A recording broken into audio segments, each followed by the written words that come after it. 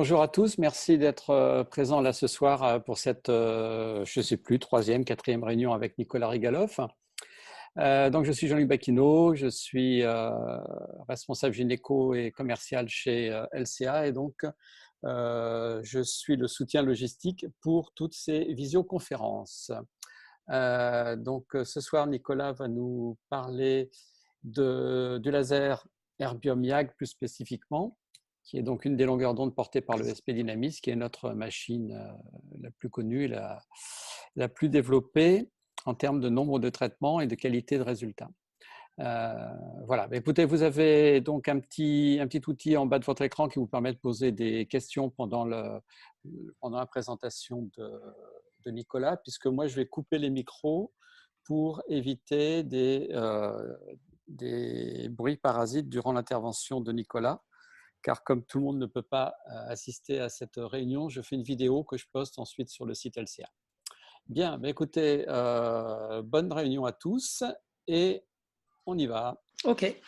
Bonjour, donc je suis Nicolas Rigaloff, je suis médecin esthétique installé à Paris et je suis un grand utilisateur des lasers Photona et en particulier des modèles dont on va parler aujourd'hui qui sont basés sur la longueur d'onde Erbium YAG.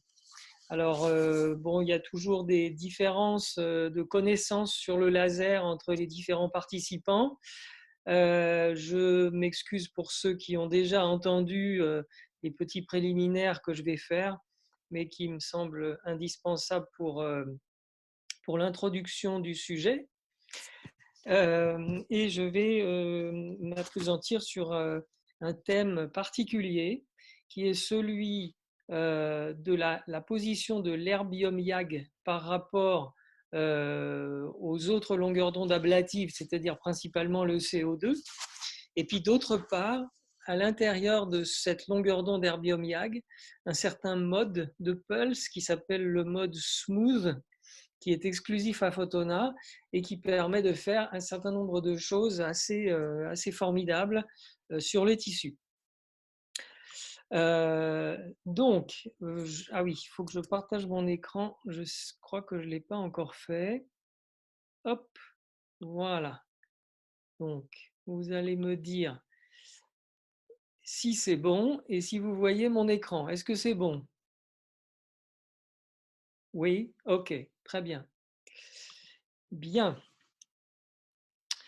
Donc, la machine dont il s'agit aujourd'hui, c'est le Photona SP Dynamis principalement, et aussi son petit frère qui s'appelle le Photona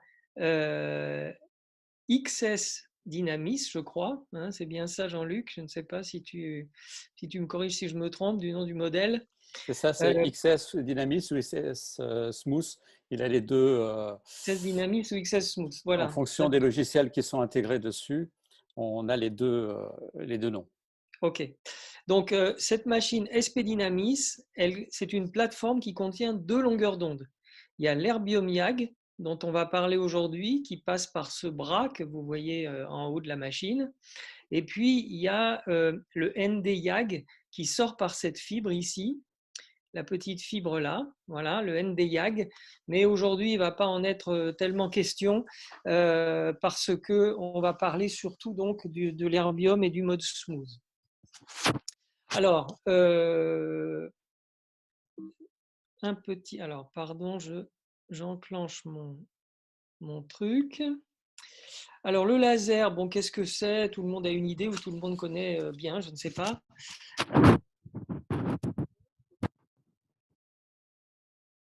Le photon qui est rectiligne. Tous les photons ont la même longueur d'onde. C'est une lumière extrêmement puissante qui va réagir avec certains corps physico-chimiques qui s'appellent les chromophores.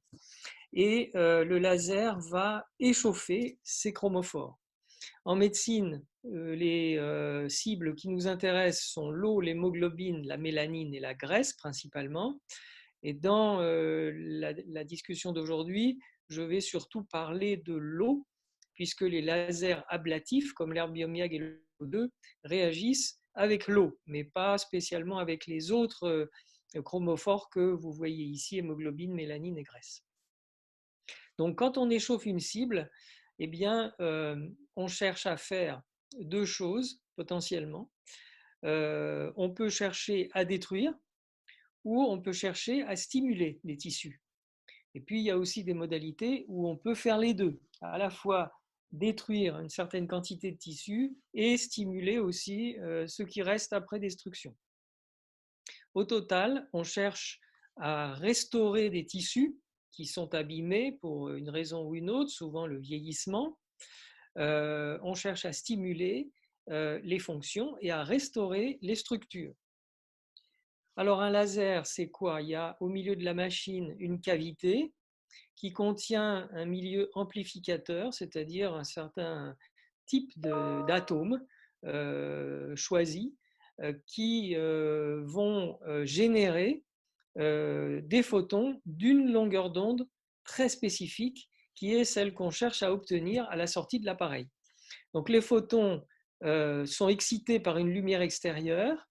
Les atomes du milieu qui sont dans le centre de la machine sont excités par des photons de lumière blanche qui sont situés à l'extérieur de cette cavité.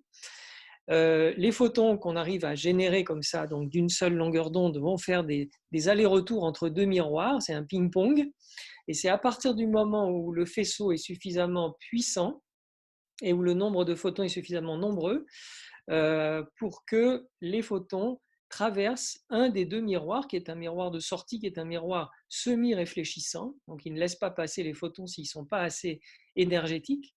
Et à la sortie de cette machine, eh bien, on a un faisceau tout propre d'une seule longueur d'onde avec des photons qui vont tous dans la même direction en résonance. Dans la cavité, pour générer le faisceau laser, eh bien, on a des photons qui vont faire monter les électrons des atomes qui sont à l'intérieur de la cavité. Les électrons montent d'orbital et quand ils redescendent, ils émettent des photons. Et la multiplication des photons à l'intérieur de la cavité va créer un phénomène d'amplification. Et donc à la sortie, on a notre beau faisceau. Alors, ce faisceau laser, il réagit avec les chromophores, qui sont donc les tissus, une partie des tissus.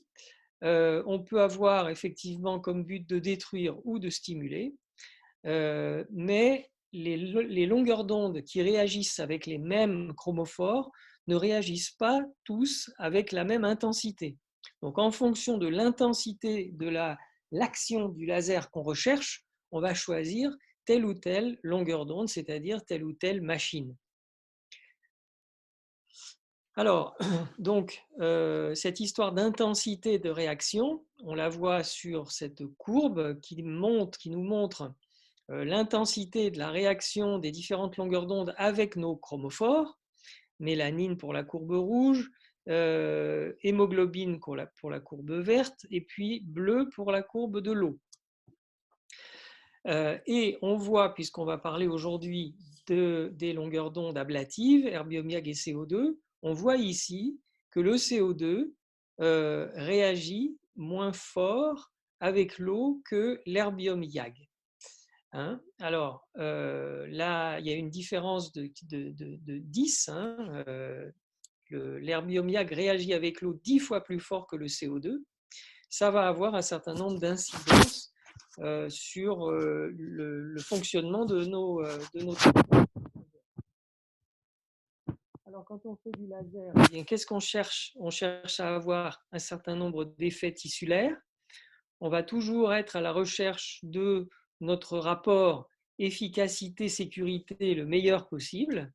Et pour arriver à ça, pour toucher notre chromophore qui baigne, enfin qui est notre chromophore qui est dans un certain milieu, hein, avec tout un tas de structures dans les tissus, eh bien, pour pouvoir agir dessus, on choisit donc notre longueur d'onde. Est-ce que c'est en l'occurrence l'erbium-YAG ou le CO2 là aujourd'hui? On va régler une certaine énergie, donc une quantité de chaleur. On va régler aussi la durée pendant laquelle est apportée cette chaleur. On va aussi choisir un spot, c'est-à-dire est-ce qu'on veut avoir un spot plein, c'est-à-dire que sur nos 2, 3, 5, 10, 20 millimètres de spot laser, est-ce qu'on veut que toute la surface de tissu soit touchée ou pas? Et dans ces spots, eh bien, il existe des spots fractionnés, c'est-à-dire qui sont constitués de petits points, ou des spots pleins. Hein. Donc si c'est un spot plein, on touche 100% de la surface du spot, et si c'est un spot fractionné, ben, ça va être des petits points euh, qui sont répartis régulièrement sur la surface de notre spot. Et puis la fréquence et le nombre de passages. Alors fréquence, c'est la vitesse à laquelle se succèdent les coups de laser quand ils tapent sur le tissu. Et le nombre de passages, c'est le nombre de fois où on va répéter le passage sur un même endroit. Et en fonction de tous ces phénomènes, de tous ces paramètres-là, on va avoir un certain effet tissulaire. Donc l'énergie qu'on apporte, on peut apporter la même quantité de chaleur sur une durée brève ou sur une durée longue. On ne va pas avoir du tout les mêmes effets.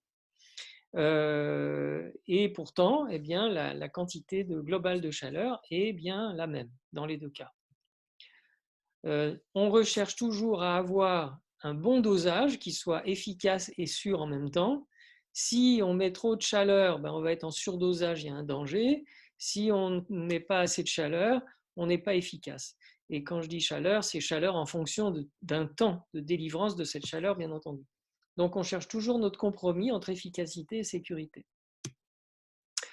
Les photons, quand ils arrivent sur la surface des tissus, ben, ils ont différents destins possibles.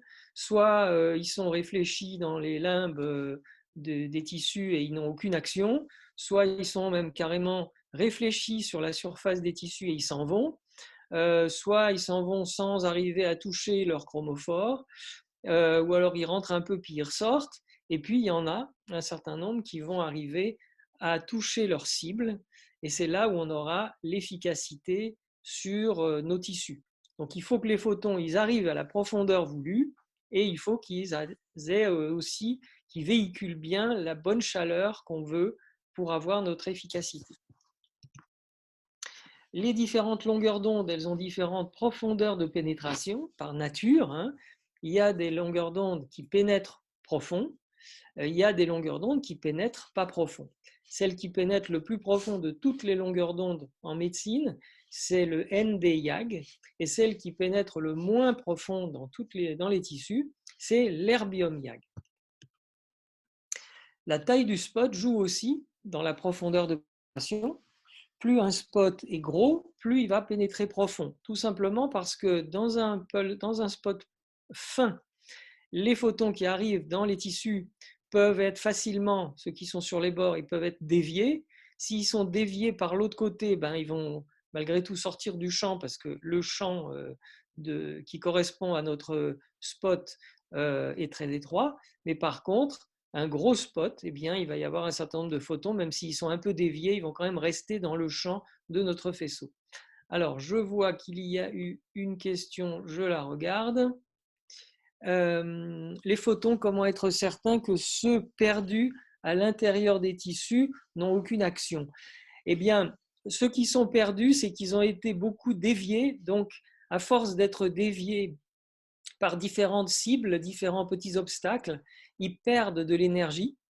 Et donc, ils vont peut-être avoir un petit peu d'action, mais une action qui va être négligeable et qui ne va pas être forcément gênante sur les autres structures. Mais c'est une bonne question parce qu'il peut y avoir aussi des éléments dans les tissus qui peuvent être un petit peu abîmés par certains photons qu'on n'a pas voulu qui s'en aillent à côté. Donc, encore une fois, c'est un peu notre rôle d'être toujours dans un réglage, dans une manière de tirer aussi.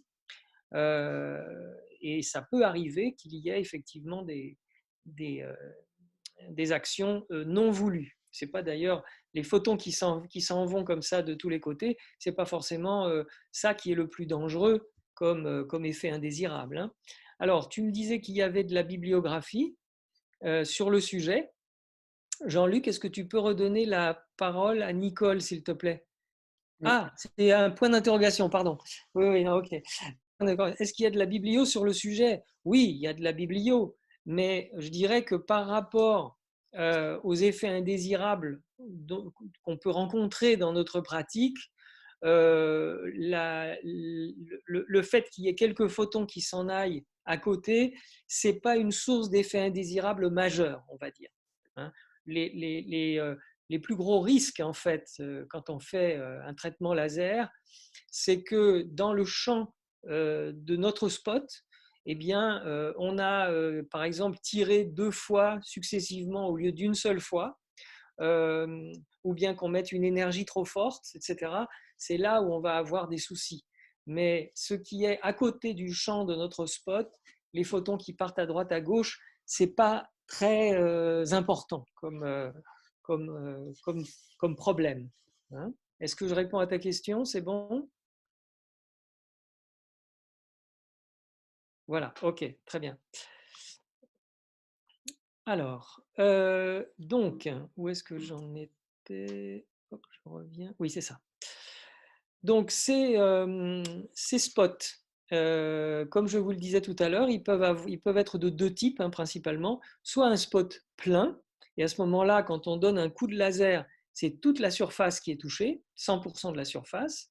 Ou quand on fait un traitement fractionné, donc c'est une multitude de micro-faisceaux qui sont envoyés sur la zone. Et en général, un petit pixel comme ça, c'est inférieur à 500 microns, typiquement aux alentours de 250 microns. Et avec ce système des spots fractionnés, on va pouvoir avoir une action relativement profonde en mettant beaucoup d'énergie pour stimuler des couches de tissus assez profondes, hein, qui sont importantes, sans pour autant être trop délétère. En général, quand on fait un traitement fractionné, par exemple pour un resurfacing du visage, eh bien, on va toucher avec la somme de tous nos petits points, ça va représenter à peu près 20% de la peau. Donc, on est ici dans le cas d'un fractionné moyen à 20% de peau touchée, avec donc 80% de la peau qui n'est pas touchée, alors que là, quand on est dans un spot plein, c'est 100% de la peau qui est touchée. Donc, ça fait évidemment une différence en termes de lésions tissulaires potentielles. Les indications des lasers, il y en a énormément. Comme je vous l'ai dit aujourd'hui, on va parler principalement de l'herbium YAG. Le ND YAG, il est là aussi en bas parce que c'est l'autre longueur d'onde qu'il y a dans notre plateforme SP Dynamis. Il existe au sein de chacune de ces longueurs d'onde différentes durées d'impulsion qu'on peut régler sur la machine, sachant que quand on est dans des durées d'impulsion courtes, on apporte une certaine quantité d'énergie de façon assez violente, donc on va être plutôt destructeur, alors que quand on apporte une énergie sur un temps très très long, eh bien on va être plutôt stimulant des tissus et peu destructeur. Donc à nous de savoir quand on veut faire un traitement de quelle durée d'impulsion on a besoin. Pour ceux qui ne savent pas encore, donc MSP ça veut dire micro short pulse, SP short pulse, long pulse, very long pulse, extra long pulse et smooth qui est beaucoup beaucoup plus loin dans la durée d'impulsion et donc a une action beaucoup plus douce, on va le voir en détail justement tout à l'heure. Alors, ces durées d'impulsion, elles ont une conséquence sur les effets tissulaires du laser. Donc, quand on est plutôt dans les pulses courts, eh bien, on va faire des traitements type ablation, par exemple, enlever un condylome, un névus, etc. Quand on est dans des pulses un petit peu plus longs, on va être dans des traitements de resurfacing, des traitements de cicatrices, par exemple. Donc, on va faire de l'ablation. On va voir ce que c'est que l'ablation tout à l'heure. On va faire de l'ablation avec éventuellement de l'échauffement. Et puis, quand on est dans le mode smooth, eh bien, on va faire surtout beaucoup d'échauffement et on va peu ablater. Donc, quand on fait de l'échauffement, qu'est-ce qu'on a comme action? On a une action de stimulation des fibroblastes principalement et stimulation du flux sanguin.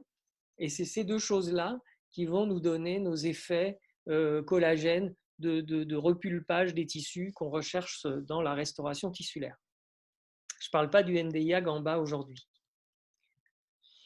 Alors du coup, des effets tissulaires, eh bien, on a un certain nombre d'indications cliniques. Alors ces indications, lesquelles sont-elles? Eh bien, dans les pulse courts, on va être plutôt dans des ablations, dans des traitements de peeling, des petits peelings qui font des petites abrasions de la surface de la peau, hein, qui peuvent être superficielles ou assez profondes, tout dépend du cas qui nous intéresse, du cas clinique. On peut enlever des lésions pigmentaires. Hein, on peut donc ablater une petite couche d'épiderme qui contient la mélanine pour éclaircir l'endroit de la tache, de la lésion pigmentaire. On peut donc traiter des cicatrices, on peut faire de la retention cutanée avec des resurfacing, on peut traiter des rides, etc. Faire du remodelage, c'est-à-dire créer du collagène. Et puis, au contraire, quand on est dans le mode smooth, bon, on va le voir tout à l'heure, on va tonifier la peau, les muqueuses principalement. Alors, quand on veut restaurer des tissus qui ont vieilli, qui sont devenus paresseux, qui sont mal irrigués, dont les fibroblastes se sont raréfiés ou qui sécrètent peu de collagène, eh bien, on va chercher, donc on va réparer les tissus. Et pour ça, eh bien, il y a deux modalités d'action du laser. Il y a l'ablation ou la non-ablation. Donc, l'ablation, c'est enlever du tissu. La non-ablation, eh bien, c'est ne pas enlever de tissu, mais évidemment, on a une action d'échauffement. Et puis, il y a des cas où on ablate et on chauffe en même temps, on le verra. Alors, le laser agit sur l'eau. Pourquoi et comment? Donc, l'échauffement de l'eau, eh bien, il tient au fait que les longueurs d'onde ablatives dont on parle aujourd'hui, l'herbium YAG, le CO2, eh bien, ils ont une certaine vibration qui fait que quand ils rencontrent les molécules d'eau, eh bien, ça excite les molécules d'eau et c'est pour ça que la température augmente. L'intensité de l'action, elle dépend de plusieurs choses. D'abord, de la longueur d'onde. Entre le CO2 et l'herbium YAG, eh bien, l'action sur l'échauffement de l'eau n'est pas tout à fait la même. Et puis, ça dépend aussi de la quantité d'énergie qu'on règle sur notre machine. Donc, c'est les joules par centimètre carré. En général, c'est ça qu'on règle sur notre laser. Et puis, il y a la durée d'impulsion. Je viens d'en parler. On regardera ça tout à l'heure plus en détail. Donc, au bout du compte, on peut avoir une ablation. Après une ablation, qu'est-ce qu'il y a? Les tissus se réparent, hein, puisqu'on a enlevé un morceau de tissu. Donc, naturellement, il y a un phénomène de cicatrisation, de réparation tissulaire. Et donc, notre souhait, notre espoir quand on fait notre traitement, c'est qu'au bout du compte, on ait des tissus qui soient en meilleur état, qui soient plus jolis, qui fonctionnent mieux. L'ablation, on peut la souhaiter si on veut enlever effectivement des morceaux de tissu qui nous gênent, par exemple un névus, mais on peut aussi la redouter, cette ablation, parce que si on veut traiter par exemple une muqueuse pour la stimuler, on n'a pas forcément envie de faire des trous dans la muqueuse. Donc là, c'est à nous de voir de quelle manière on veut faire des traitements laser. Il y a des gens qui aiment être plutôt agressifs, il y a des gens qui aiment être plutôt conservateurs. C'est donc une question de philosophie et une question de protocole, puisqu'il y a beaucoup de protocoles différents qui sont possibles pour beaucoup d'indications. L'ablation, bien entendu, elle n'est pas sans risque, qu'on connaît bien en dermatologie, qu'on ne connaît pas encore très très bien en ce qui concerne les muqueuses, puisque c'est relativement récent, hein, le traitement des muqueuses, à part enlever des condylomes, on ne faisait pas grand-chose comme traitement il y a encore 10 ans sur les muqueuses. Mais donc, les traitements qu'on connaît en dermatologie, il faut les connaître. Bien entendu, d'abord, c'est l'infection, puisqu'on fait quand même des trous dans la peau, hein, donc ça peut s'infecter. Il peut y avoir des dyspigmentations, c'est-à-dire des hyperpigmentations post-inflammatoires par excès d'échauffement et donc d'excitation des mélanocytes. Et il peut aussi y avoir des dépigmentations qui peuvent être d'ailleurs définitives. Et chez les phototypes foncés, évidemment, c'est très, très embêtant parce qu'on sait très mal réparer ces problèmes-là. On peut aussi créer du tissu cicatriciel avec de la fibrose qui peut être gênante, qui peut être rétractile ou qui peut être en tout cas disgracieuse.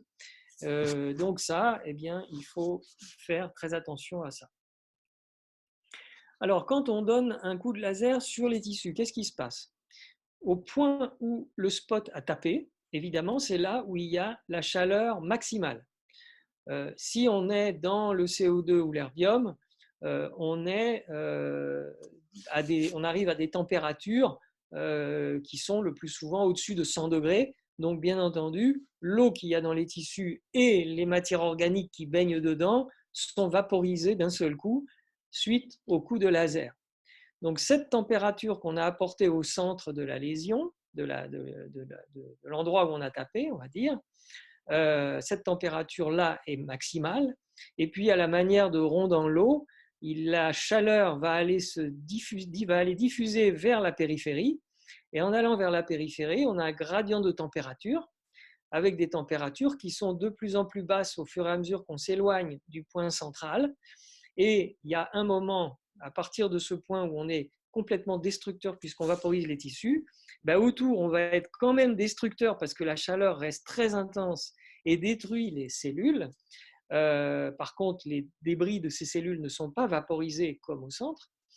Et puis, quand on va encore autour, à un moment, on va arriver à un niveau de stimulation tissulaire. Typiquement, quand on est en dessous de 45 degrés, entre 45 et 60 degrés, on est stimulant, on n'est plus destructeur et on va avoir des actions positives sur les tissus. Donc, pour vous expliquer ce que c'est que l'ablation et la non-ablation, sur la droite, vous avez ce schéma avec ce creux qui a été créé par un microfaisceau laser. C'est un traitement ablatif qui a été fait là.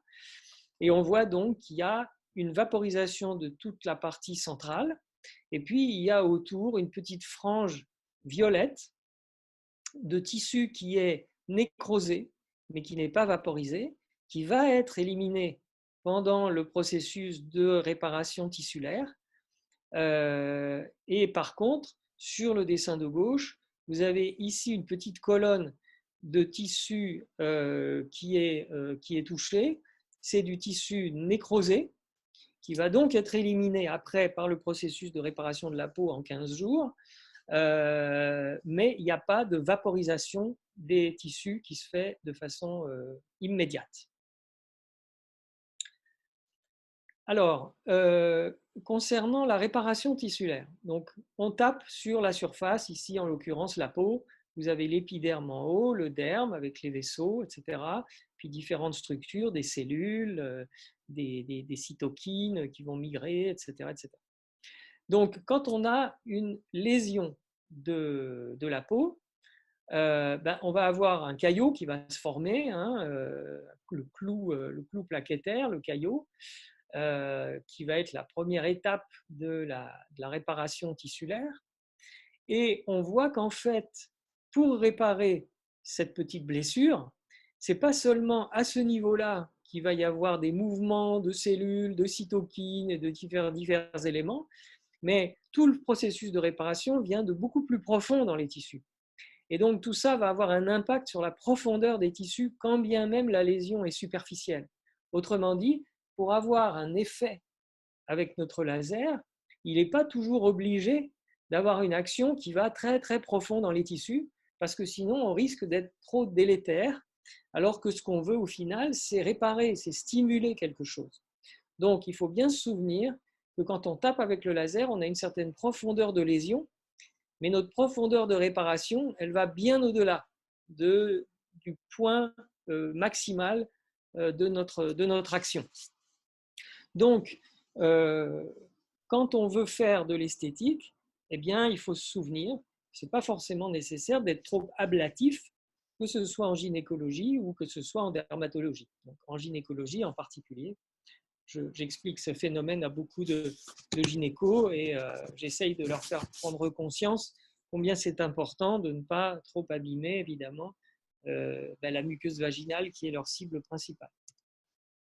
Alors ça, c'est un exemple justement d'un resurfacing au CO2 sur un cou. Donc on a ici le cou avec le décolleté. Le resurfacing, ça consiste, c'est un resurfacing. Alors, je ne sais pas si celui-ci il était ablatif ou non ablatif. S'il était fractionné ou non fractionné, pardon. Mais en tout cas, il y a eu un excès d'échauffement, c'est sûr. l'échauffement a été mal contrôlé et du coup, il y a eu de la destruction de tissus excessifs qui a conduit à la création de fibrose. Donc là, évidemment, quand on a ce problème, c'est vraiment c'est définitif. C'est pratiquement pas possible de réparer, sauf à refaire des séances de laser fractionnées. Là, pour le coup, il faut faire très attention.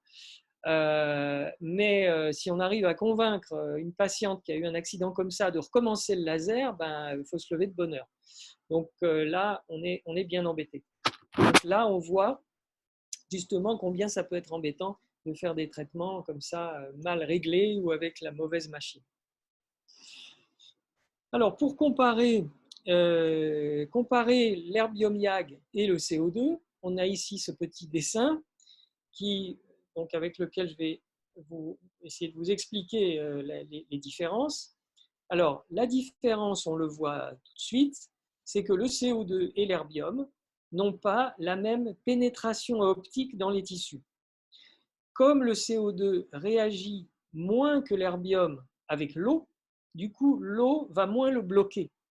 Et de ce fait, il va aller relativement profond d'emblée, naturellement. Et en allant profond, eh bien, la chaleur qu'il a apportée à l'intérieur des tissus ici va créer une sorte de chambre d'hyperthermie. Et cette chaleur extrême va aboutir à deux phénomènes, à bien sûr la destruction tissulaire qu'on attend, la stimulation tissulaire autour qu'on espère aussi, mais il va y avoir aussi ici sur la surface de ce trou, il va y avoir une carbonisation qui, elle, témoigne justement d'un éventuel excès, enfin qui peut être la source d'éventuels excès de chaleur, d'effet chaleur sur nos tissus.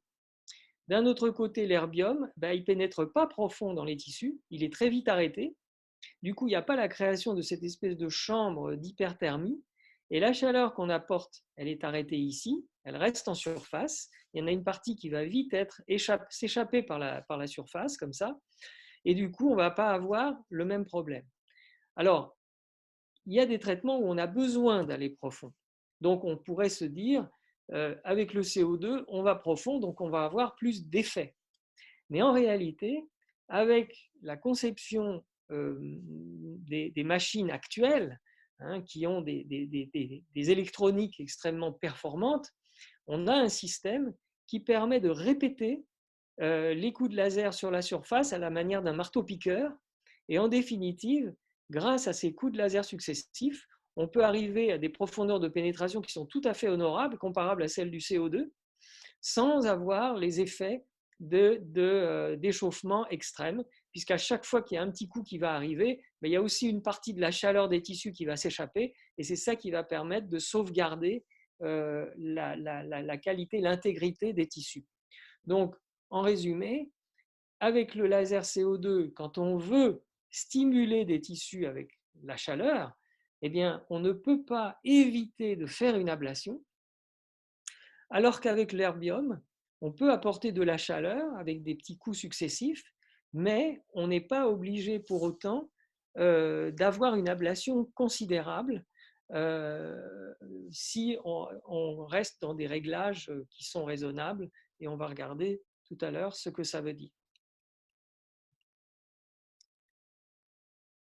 Okay. Alors, là, je vous ai fait une série de petits schémas pour vous montrer exactement ce qui se passe dans le cas du CO2, dans le cas de l'herbium, et l'herbium avec différentes durées d'impulsion.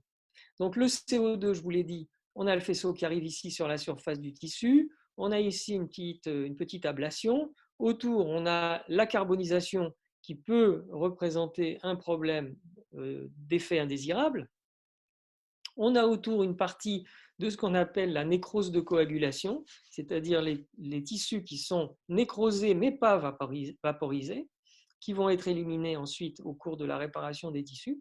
Et puis encore autour, on a une frange de stimulation tissulaire qui, elle, va apporter la douce chaleur dont on a besoin pour stimuler les tissus. Ici, vous avez le cas de l'herbium YAG avec un pulse court, Donc là, on est par exemple dans une ablation de lésion, par exemple un condylome. On a le faisceau qui arrive, il va ablater la petite partie de tissu qu'on souhaite. Autour, il y a une petite frange de nécrose de coagulation, mais qui ne va pas très loin, qui ne nous gêne pas. Et puis autour, vous avez un petit peu de stimulation, mais elle n'est pas très importante et on s'en fiche un peu. Ce n'est pas tellement la stimulation qu'on recherche quand on enlève une lésion. Par contre, ici, vous avez un herbium YAG en pulse long. Donc là, vous avez ce qu'on appelle une ablation chaude, alors que tout à l'heure, ça s'appelait une ablation froide. Vous avez toujours ce petit morceau d'ablation. Autour, une nécrose de coagulation qui est un petit peu plus large. Et puis enfin, une frange de stimulation qui, elle, est plus large, plus épaisse que tout à l'heure. Et ça, c'est une stimulation qui est donc recherchée dans un but de stimulation tissulaire. Et puis enfin, vous avez le fameux mode Photona Smooth, le mode smooth, qui lui permet de stimuler, mais sans créer aucune ablation. Donc le faisceau vient heurter la surface des tissus, il délivre une petite quantité de chaleur, et puis successivement, puisque c'est comme ça qu'est fait le mode smooth, successivement, vous allez avoir plusieurs petits coups qui vont arriver et apporter chacun un petit peu de chaleur qui va diffuser vers la profondeur de façon progressive. Donc là, on a une stimulation pure sans ablation. On voit justement, donc ça c'est le cas de l'herbium, on voit en fonction de la durée de l'impulsion, ici 100 microsecondes, 300 microsecondes, 1000 microsecondes, 250 000 microsecondes, puisque c'est 250 millisecondes, et en fonction de cette durée d'impulsion, on voit qu'il y a un échauffement, là, on est à 5 millisecondes après le coup de laser. Donc on voit qu'à 5 millisecondes, tout est à peu près pareil en termes d'apport de chaleur.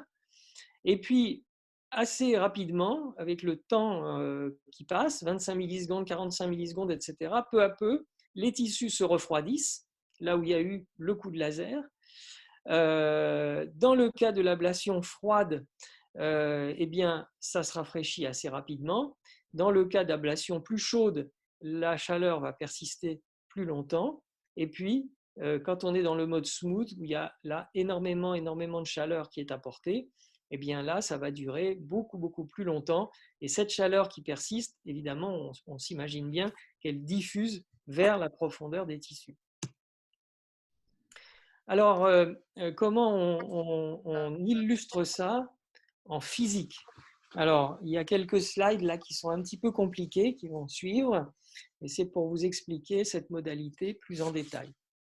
Alors, quand on fait du laser, on apporte une certaine quantité de chaleur, donc le pulse, il a une certaine durée, hein.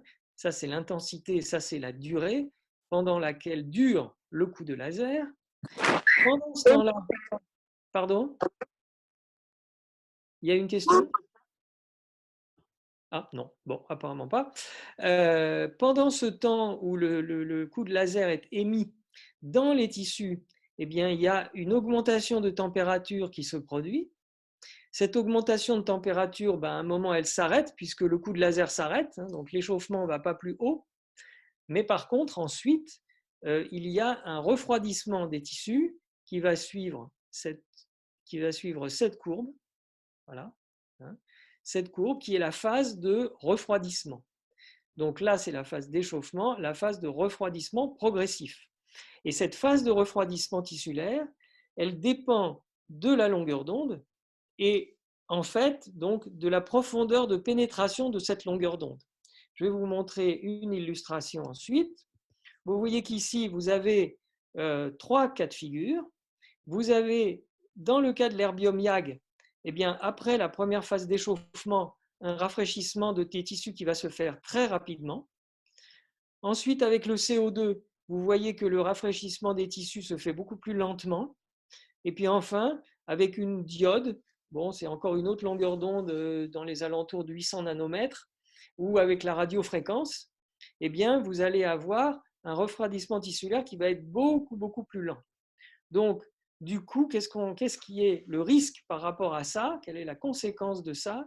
C'est que plus ce refroidissement est lent et plus on risque d'avoir des dommages tissulaires qui peuvent être irréversibles sur les tissus qu'on touche sur la périphérie des tissus qu'on a touchés, et on peut avoir justement des effets indésirables à cause de ce refroidissement qui ne se fait pas assez vite. Hein, sachant que des structures même vitales, si on leur a apporté de la chaleur et qu'elles se refroidissent vite, eh bien, elles peuvent survivre, elles peuvent se récupérer, mais si la chaleur dure trop longtemps, eh bien, elles peuvent à ce moment-là être dans un état de destruction fonctionnelle et ne pas s'en relever. On va regarder un petit peu plus en détail sur cette courbe, qu'est-ce que ça veut dire exactement. En fait, on voit que vous avez sur cette courbe la température en ordonnée et puis la durée d'exposition à la chaleur des tissus. Hein. Et donc la courbe qu'on regarde, c'est les changements de température tissulaire en fonction de la durée d'exposition avec certaines températures qu'on apporte au tissu. Hein.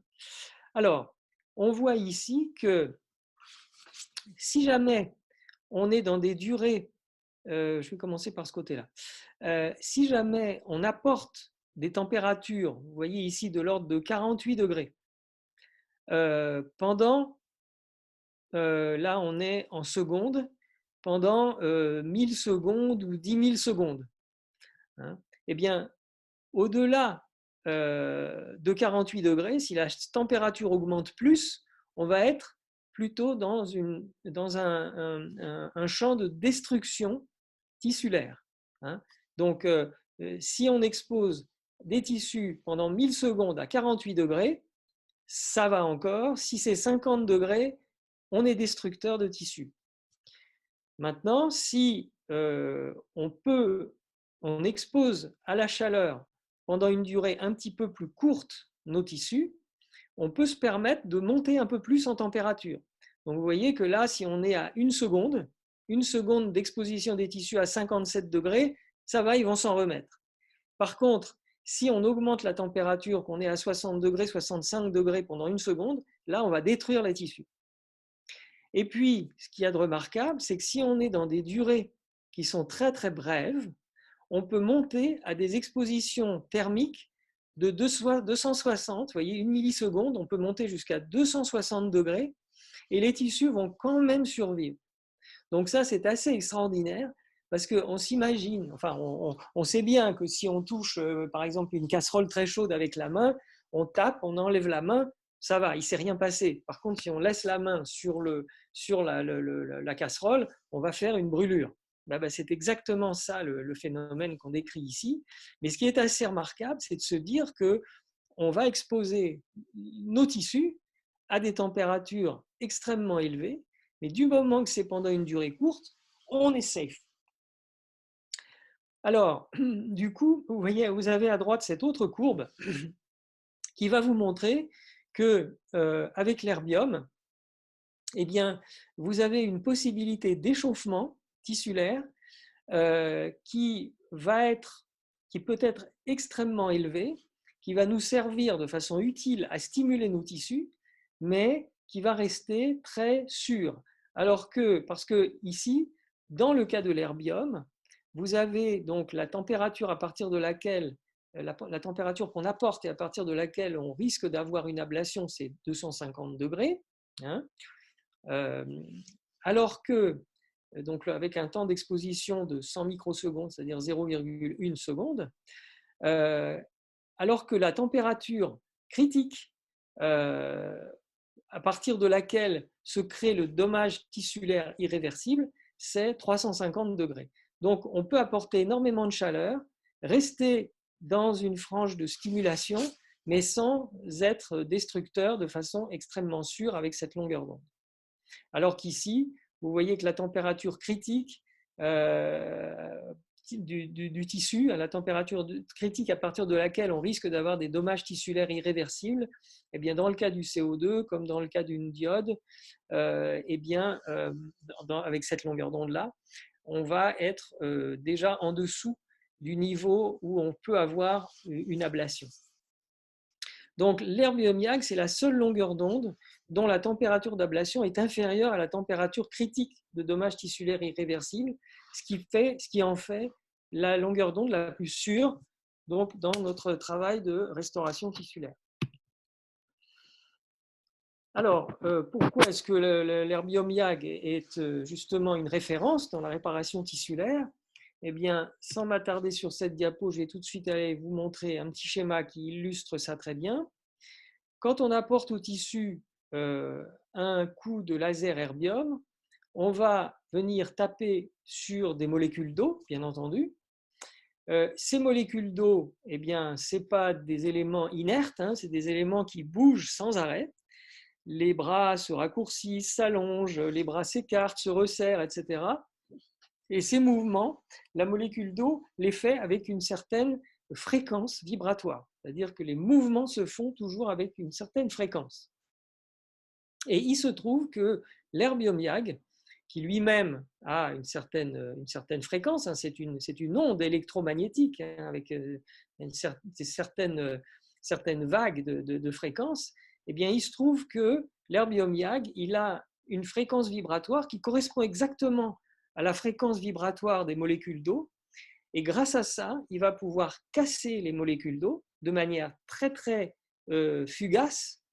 Mais en cassant les molécules d'eau, il crée ce qu'on appelle des dérivés réactifs de l'oxygène. En anglais, radical oxygen species. C'est donc des dérivés de l'oxygène qui sont très, très instables, mais ils vont avoir pour propriété de venir stimuler la sécrétion de protéines de choc thermique, qui s'appellent en anglais HSP, Heat Shock Proteins. Et ça, c'est l'élément central dans tout le processus de réparation tissulaire. Donc, notre herbium casse les molécules d'eau, crée des dérivés réactifs de l'oxygène, et grâce à ça, ça permet d'enclencher de façon très efficace la restauration tissulaire avec toute la cascade qu'on connaît de stimulation fibroblastique, de recrutement vasculaire, etc., de recrutement cytokinaire qu'on observe dans la réparation tissulaire. Alors, ce phénomène de la coïncidence entre la fréquence vibratoire de l'herbium et la fréquence vibratoire des molécules d'eau, c'est quelque chose qui est connu depuis longtemps, depuis une quinzaine d'années. Et les dentistes le connaissent bien puisque eux-mêmes arrivent à réparer le tissu gingival grâce à ce phénomène. Ils arrivent à restaurer partiellement la muqueuse des gencives en faisant du laser dessus. On le voit aussi dans la réjuvénation, dans les traitements de réjuvénation de la peau, et également sur les muqueuses. On le verra tout à l'heure. Alors, donc ça, je voulais expliquer. Ça, c'est le petit schéma qui montre le rôle des dérivés réactifs de l'oxygène dans la réparation tissulaire. Donc, vous pouvez regarder ça tranquillement. Et chose intéressante, on s'est aperçu que l'herbium arrive même à réparer l'os. Quand l'os a été abîmé, hein, on a cassé des os de souris, on a fait des blessures dans les os de souris, et on arrive à avoir, grâce à une irradiation au laser herbium, une réparation du tissu osseux. Ça, c'est les gencives, on l'a vu tout à l'heure. Ça, c'est un article qui se concentre sur la prolifération du marqueur Ki67, qui est un élément important dans la réparation de l'épithélium vaginal. Ça a été étudié dans le cas d'un essai sur l'incontinence urinaire. Et donc, cette protéine Ki67, c'est un marqueur qui est très important dans ce phénomène. Alors maintenant, à l'intérieur de l'herbium YAG, hein, tout à l'heure, on a vu la différence entre herbium YAG et CO2. Maintenant, on rentre dans des considérations uniquement sur l'herbium YAG. Et dans l'herbium YAG, comme je vous l'ai dit, on peut on peut régler différentes durées d'impulsion de nos pulses laser, avec des pulses courts, des pulses un peu plus longs. Et puis notre pulse smooth, lui, il est très très long. Et il est très intéressant parce que c'est lui qui nous permet d'avoir une action stimulante non destructrice, alors même que cette longueur d'onde herbiomiag est connue pour être une longueur d'onde ablative. Ben là, on arrive à avoir une action non ablative avec notre herbium. Alors, qu'est-ce que c'est que ce mode smooth? Eh bien, un pulse smooth, il est constitué de 6 micropulses qui sont séparés par des petites pauses. Du coup, quand on donne sur les tissus, sur la surface des tissus, un coup de smooth, eh bien, on a 6 micropulses qui se succèdent les uns après les autres, qui vont chacun apporter leur petite dose de chaleur sur la surface des tissus. Mais comme il y a des petites pauses de rafraîchissement, des petites pauses de temps entre chacun de ces pulses, la surface des tissus a le temps de se rafraîchir un petit peu avant que le deuxième coup de chaleur arrive, pareil avec le troisième coup de chaleur, etc., etc. Donc au total, on aura apporté une quantité de chaleur considérable sur la surface, mais grâce à ces petites pauses, ces petits intervalles dans la structure de ce pulse, eh bien, on arrive à avoir une action d'échauffement pur sans aucune ablation. Du coup, en termes d'effet tissulaire, qu'est-ce qui se passe? Ici, vous avez ce fameux mode smooth, ce pulse smooth, qui est constitué donc d'un train de 6 micropulses. Les 6 micropulses se succèdent. Pendant ce temps-là, eh bien, la chaleur dans les tissus augmente, augmente, augmente. Et puis ici, il y a une pause. On peut se contenter de faire un coup de smooth et puis on s'arrête. Mais on peut aussi, comme par exemple dans les traitements de restauration vaginale, on va avoir des protocoles où on va faire consécutivement sur le même point 4 à 7 coups de pulse, coups de smooth successifs, ce qui va avoir pour effet de faire augmenter progressivement la chaleur dans les tissus jusqu'au niveau qu'on souhaite pour avoir notre effet de stimulation jusqu'à un niveau dans la profondeur des tissus relativement important.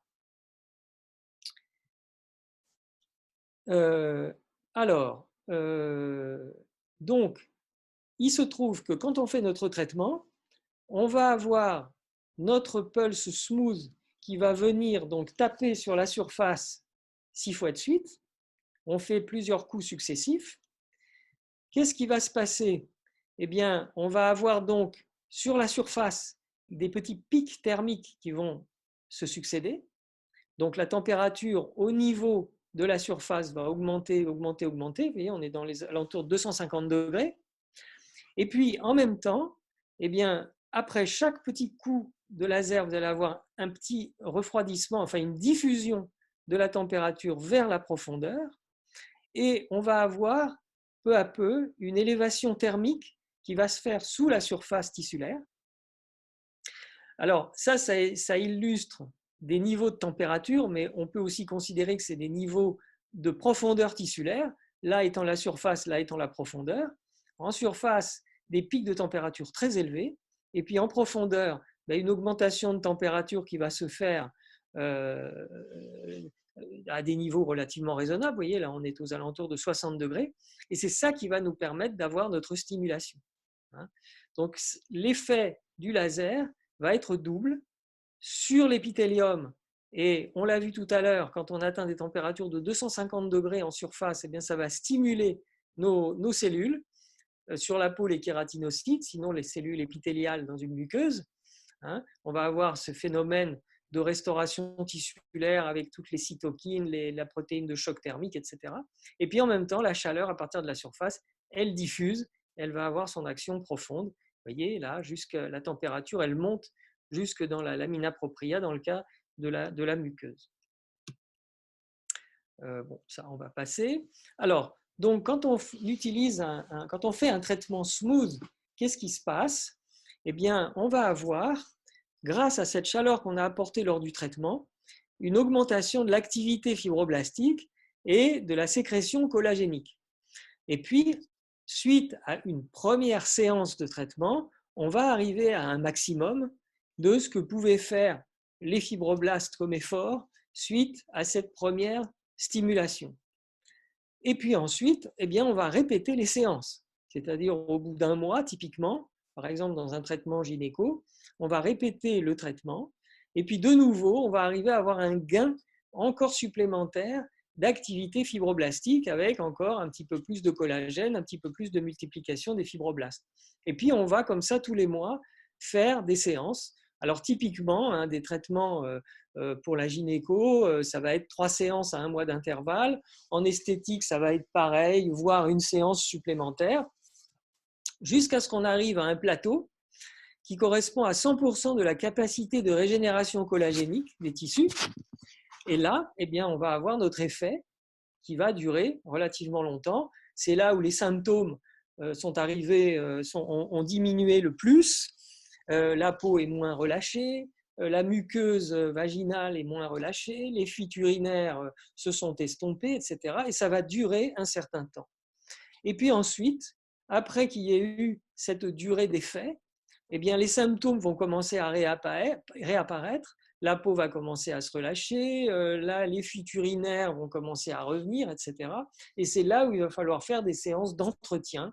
Ça peut être 1 fois, 2 fois, 3 fois, au bout de 1 an et demi, 2 ans. Tout dépend de la personne, tout dépend du cas, tout dépend des réglages aussi qu'on avait fait lors de notre traitement.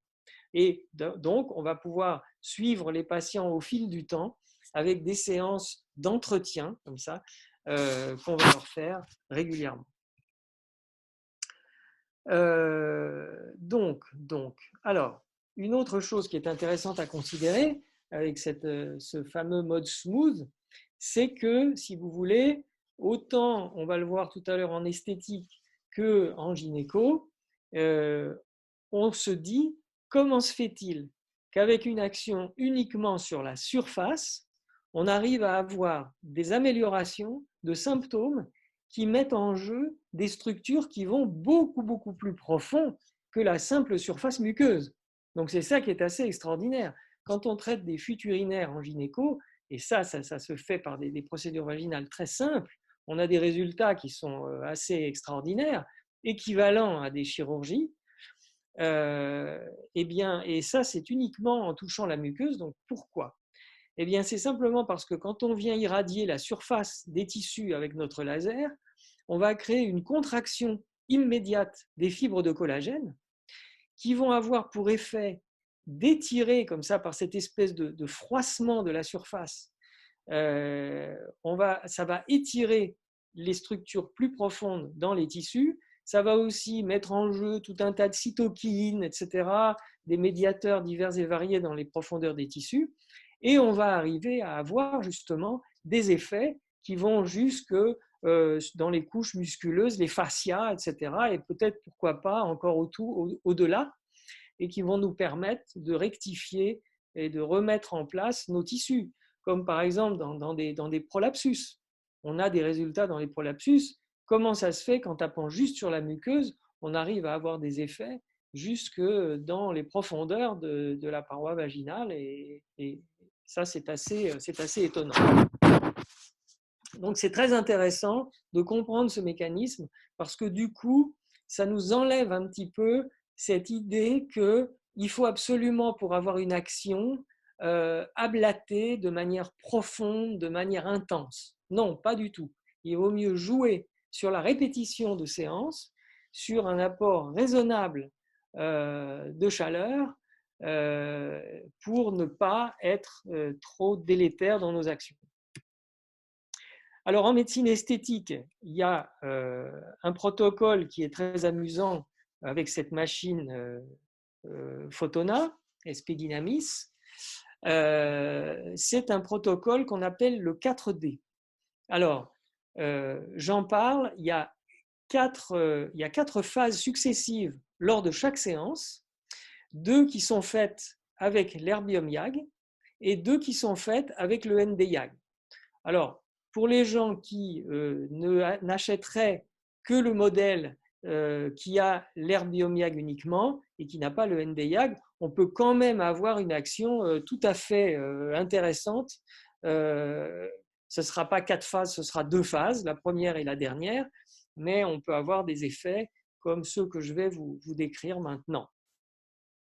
Alors, la première phase de ce protocole 4D consiste à balayer l'intérieur de la bouche avec le laser erbium. On va couvrir toute la surface. C'est un traitement qui n'est pas douloureux, qui n'est pas toujours très agréable, surtout quand on est aux alentours du sillon nasogénial. Là, à l'intérieur, ça peut être un petit peu sensible, ou bien quand on est derrière les lèvres, à certains endroits, ça peut être un petit peu sensible, mais c'est tout à fait raisonnable et c'est supportable. Donc on va échauffer par pas mal de passages successifs toute la paroi de la muqueuse buccale, hein. Donc ça, le cul-de-sac, il est à peu près à ce niveau, comme ça, dans la joue, hein, ici, derrière les lèvres, et on va tout balayer. Donc on voit ici l'échauffement à force de donner les coups de laser. Voilà comment ça se passe. On met la pièce à main dans la bouche, on écarte la bouche, et on va pouvoir avoir notre échauffement comme ça, sur toute la surface, derrière les lèvres, derrière le sillon nasogénien, sur la paroi de la joue, etc. Voilà toute la zone qui est irradiée grâce à nos coups de laser.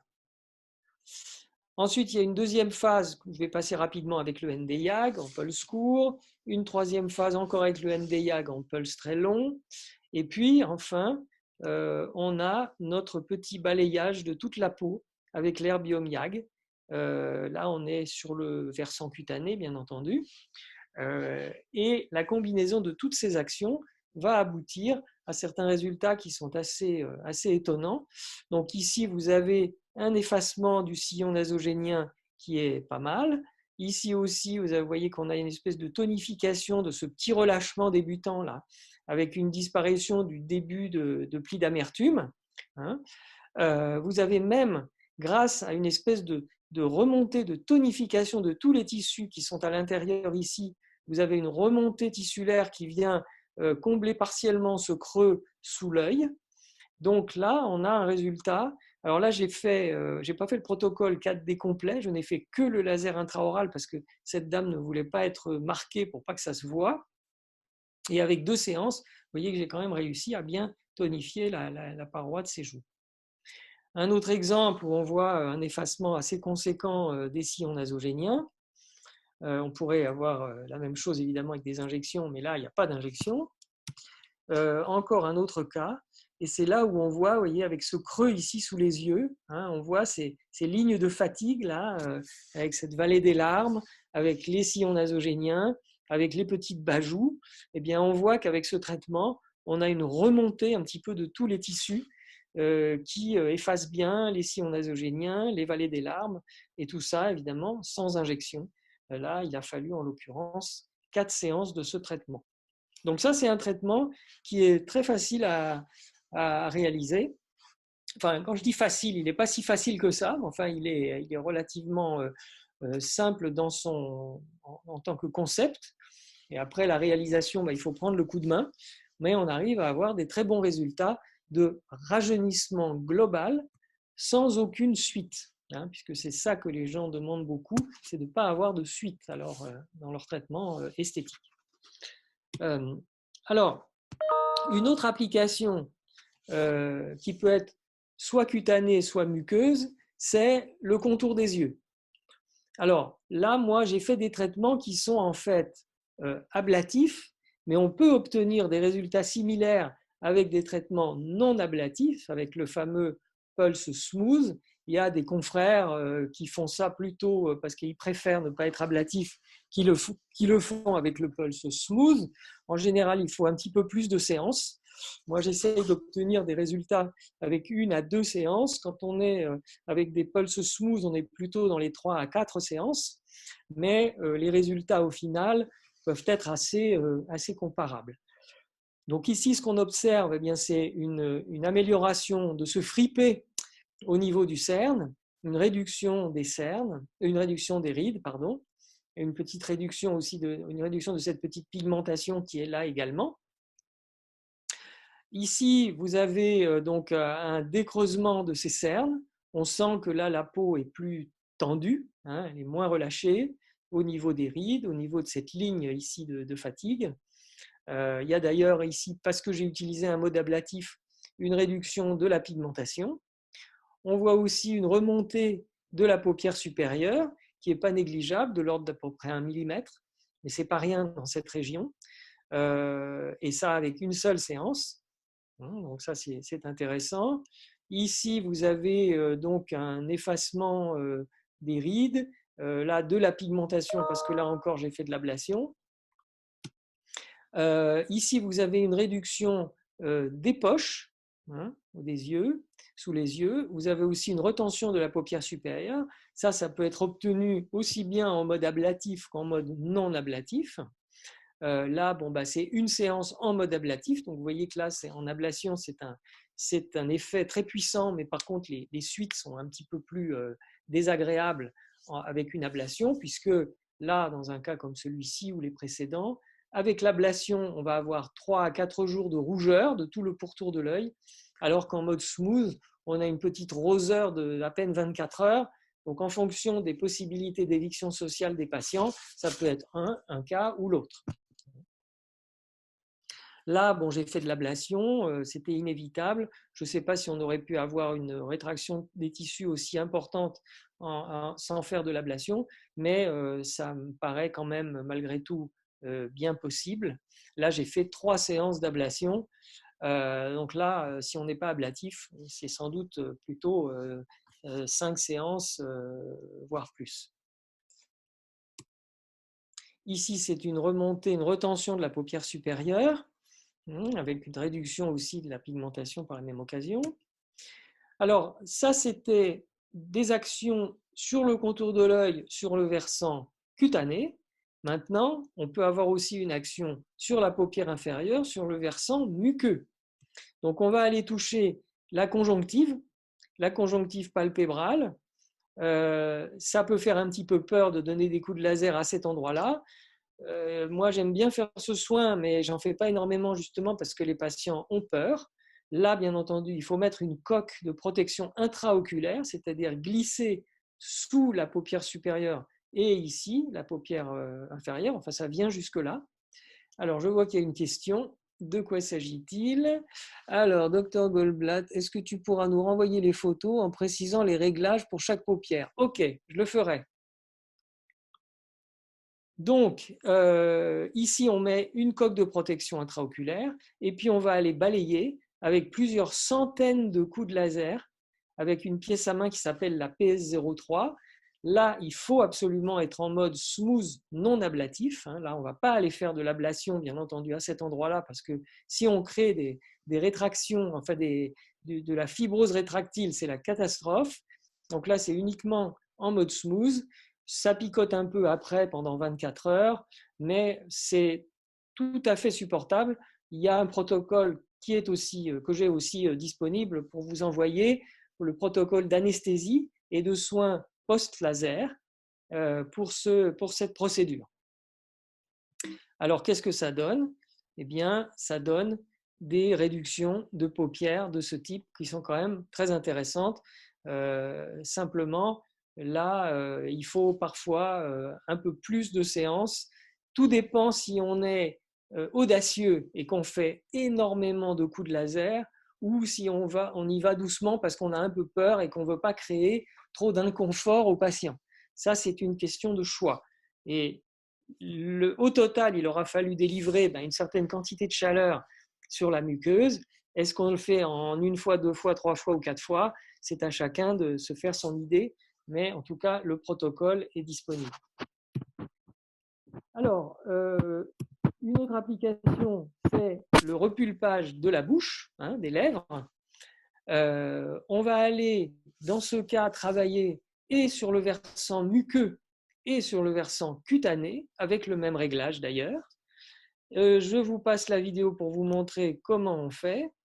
Donc, vous voyez qu'avec cette pièce à main qui s'appelle PS03, qui fait des petits points sur la peau, c'est une pièce à main qui est une espèce qui est un fractionné, on va dire, un gros fractionné.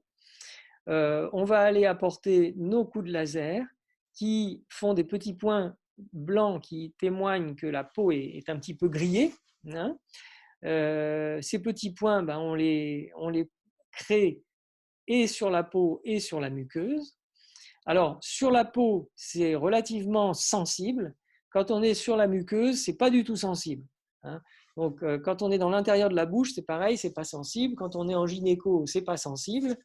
Donc là, vous voyez, autant j'étais obligé parce que là, il n'y avait eu que de la crème là, elle avait quand même mal. Autant j'étais obligé, après chaque coup sur le versant cutané, d'appuyer avec mon doigt pour que ce ne soit pas trop sensible. Autant sur la muqueuse, je peux y aller avec mes coups de laser successifs sans problème. Elle n'a pas mal. Qu'est-ce que ça donne? Pardon. Qu'est-ce que ça donne? Ben, juste après, on voit justement tous ces petits points blancs de peau grillée. On passe la vaseline pour que la peau se répare. À ce moment-là, ben, il y a quand même eu beaucoup de chaleur. Ça gonfle instantanément avec la vaseline. Et puis le résultat, ben, au bout de 5 semaines, on voit qu'il y a une transformation des tissus. D'abord, globalement, il se repulpe. Le cœur de la lèvre ici, qui était très abîmé puisqu'il n'était plus du tout en relief, il y avait même un petit creux à ce niveau-là qui témoigne d'une perte de volume de la lèvre supérieure qui est assez conséquent. On voit que le cœur est bien réparé. On voit que les plis, les stries sur les lèvres sont beaucoup moins visibles. On voit aussi, grâce à cette ombre de la lumière là, que après la lèvre s'est repulpée, un petit peu éversée. C'est ce qui est recherché justement en esthétique. Et puis enfin, l'effet de la peau, c'est aussi un rosissement, puisqu'il y a une très légère ablation dans le cas de ce traitement sur la lèvre. Là, dans les réglages que j'ai faits, il y a eu une très légère ablation, parce que j'ai un petit peu insisté. Eh bien, il y a un rosissement grâce à cette ablation et aussi grâce à l'amélioration de la vascularité, puisque avec la chaleur et avec le traumatisme du tissu, eh bien, il y a une amélioration du flux sanguin, une néoangiogénèse qui se crée assez rapidement et qui permet d'avoir cette coloration. En gynécologie, eh bien, donc c'est vraiment un grand boom en gynéco, ça change totalement la vie des gynécologues qui sont dans les problématiques de relaxation vaginale, de fuite urinaire, de prolapsus ou de muqueuse atrophique, hypotrophique. Donc là, on a apporté quelque chose avec le laser qui est absolument révolutionnaire. D'autant qu'en même temps, les gynécos, eh bien, les chirurgiens en particulier, ils souffrent d'un recul très net des procédures de bandelettes chirurgicales, aussi bien dans les problèmes de prolapsus que d'incontinence. Il y a des pays maintenant de plus en plus où c'est interdit, ou alors le nombre de cas, les indications sont de plus en plus restreintes. Et donc, du coup, le laser apporte un plus absolument formidable. Alors, donc, en gynécologie, bon là c'est pour ceux qui s'intéressent à la gynéco, je fais souvent des présentations comme ça pour les gynécos. En gynéco, qu'est-ce qu'on cherche? Eh bien, on cherche à améliorer la structure et les fonctions des tissus sans causer de dommages à la muqueuse, bien entendu. Et c'est là où il y a toute cette opposition potentiellement entre le laser CO2 et le laser erbium. À chaque fois, eh bien, on est amené à parler des différences erbium-CO2, comme je vous l'ai fait un petit peu tout à l'heure, parce que le CO2, comme je vous l'ai dit, on ne peut pas empêcher d'avoir un effet ablatif, alors qu'avec l'herbium, on peut avoir un effet stimulant non ablatif. Donc surtout, ce dont il faut se rendre compte, c'est qu'en gynécologie, on est susceptible d'avoir à faire des traitements aux femmes de façon répétée pendant tout le reste de leur vie. Elles viennent, par exemple, à 55 ans pour un problème de fuite urinaire ou de muqueuse hypotrophique, muqueuse sèche. On va faire 3 séances, elles vont aller mieux. Au bout d'un moment, comme je vous l'ai dit tout à l'heure, il va falloir faire des séances d'entretien. au bout de, par exemple, 2 ans, 1 an et demi, 2 ans. Et de nouveau, ça va être une séance, voire 2, voire 3, en fonction de la sévérité des symptômes. Et on va répéter comme ça tous les ans et demi, tous les 2 ans, pendant tout le reste de la vie de ces femmes. Donc, à chaque fois d'avoir une action ablative, c'est quand même quelque chose qui doit faire réfléchir les utilisateurs. On a vu avec la photo du cou tout à l'heure combien un tissu fragile peut souffrir lorsqu'il y a des échauffements extrêmes, excessifs, mal contrôlés à cause d'un traitement laser. Donc là, c'est vraiment, on est au cœur du débat erbium CO2 dans ce domaine gynéco. Surtout qu'on ne voit pas ce qu'on fait. On est à l'intérieur, on ne voit rien. Donc, quand on fait notre traitement vaginal, qu'est-ce qui se passe? On a cette contraction des fibres de collagène, on a vu tout à l'heure, avec la diffusion de la chaleur dans la profondeur des tissus. Le tissu échauffé va se réparer, et puis on va avoir une stimulation fibroblastique, une néocollagénèse, et puis finalement cet épaississement de l'épithélium avec cette meilleure trophicité, puisque la vascularité s'améliorant, il y a une diffusion de l'eau, une diffusion liquidienne qui se fait vers la surface de la muqueuse.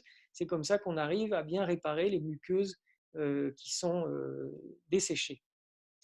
Donc là, c'est juste pour illustrer ce qui se passe entre le cas du CO2 et le cas de l'herbium. Ici, vous avez donc un laser CO2 qui va créer dans la muqueuse des petits puits, comme on le fait par exemple dans un resurfacing, un surfacing du visage par exemple, ou les yeux, comme je vous l'ai montré tout à l'heure. On peut faire un petit peu d'ablation.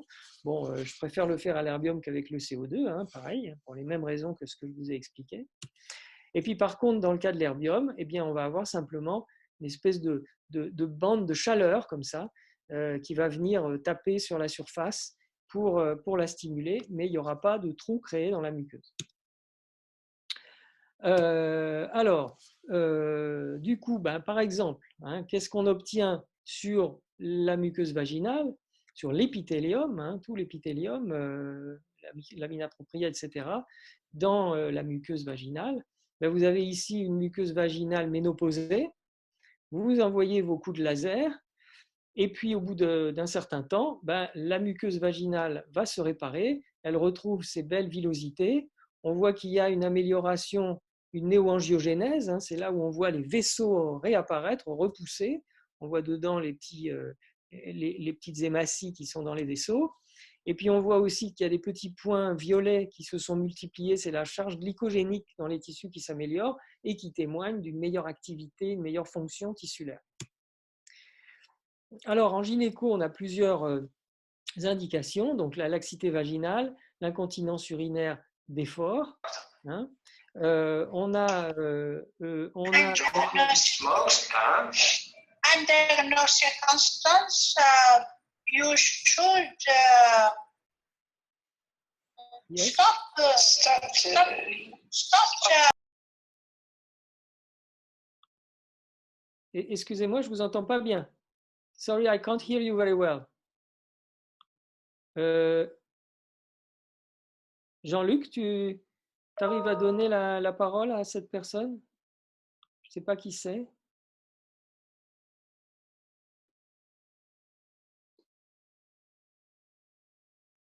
Vous êtes là? Non, elle n'est pas là, la dame, je ne l'entends plus. Attends, Nicolas. Non, je pense qu'elle avait laissé son micro ouvert, mais que ce n'était pas à nous qu'elle parlait. Ah, donc, d'accord. Tu peux reprendre. Et Okay, j'ai fait un petit message pour toi, mais je l'ai envoyé à Laurent Goldblatt, donc il ne va rien comprendre, Laurent. Bon, okay. Voilà, tout va bien, donc continue. Continue. Elle vient de nous rejoindre. En fait, elle nous a rejoint un petit peu tard. Et voilà. D'accord. Pas de souci. On continue. Donc, nos indications en termes de procédure vaginale, donc la laxité vaginale, l'incontinence urinaire, la muqueuse hypotrophique, le prolapsus, donc autant vessie que rectum, on peut avoir une amélioration dans les deux cas. Et puis ici, à partir de là, c'est des procédures qui ne sont pas intravaginales, mais qui sont toujours dans la sphère gynéco. Le traitement des cicatrices, par exemple les cicatrices d'épisiotomie douloureuse, c'est vraiment très facile. On arrive à débrider les cicatrices très facilement. Ça se répare très très bien et ça peut vraiment changer la vie. On peut aussi repulper les grandes lèvres, on peut faire de la dépigmentation vulvaire, on peut faire des tas de choses qui sont dans la sphère gynéco hors procédure vaginale. Alors, pour un bref survol pour les non-gynécos, mais qui éventuellement seraient intéressés par la gynéco, parce que j'ai encore d'autres choses dont je voudrais vous parler. Voilà comment se passe la procédure. Donc ici, on a mis un papier thermique autour du spéculum qu'on introduit dans le vagin pour faire la procédure. Ici, on utilise une pièce à main fractionnée qui va faire des petits points comme ça, des petits pixels sur la muqueuse pour l'échauffer. On utilise dans ce cas-là une énergie relativement élevée. Et puis là, par contre, on utilise un spot plein qui va balayer tout le pourtour de la muqueuse comme ça, de façon à 100% de la surface est touchée, avec une chaleur un petit peu moindre. Et en fonction du type de procédure, on va utiliser tantôt une pièce à main et tantôt l'autre. Alors ça, on a vu. Bon, voilà comment... Ah mince.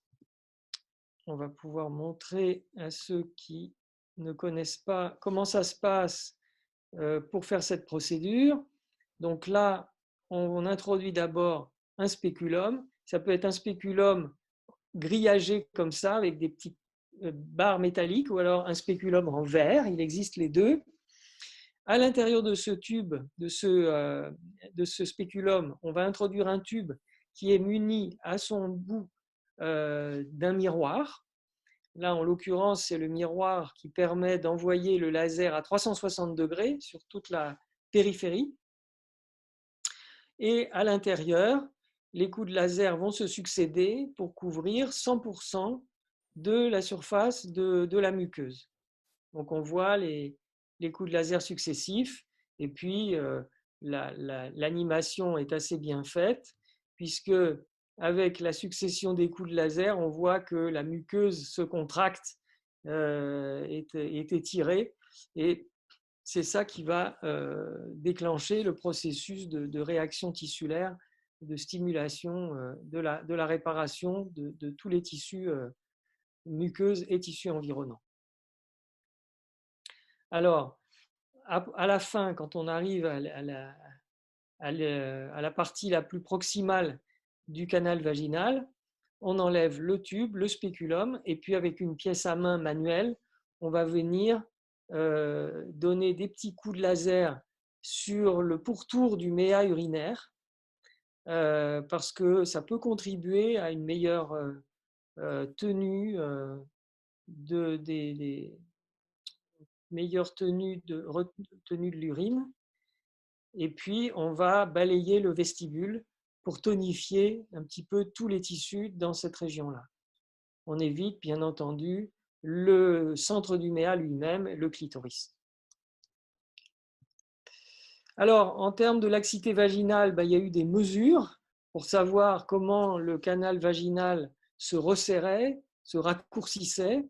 On a en moyenne à peu près 18% de resserrement du canal vaginal et d'un raccourcissement. Donc ici, on voit comment on arrive à se réduire en moyenne 13 mm sur les différents cas qui ont été étudiés dans cette étude, ce qui est quand même conséquent. Donc on voit bien qu'on a là une mesure de l'effet de resserrement et de tonification des tissus.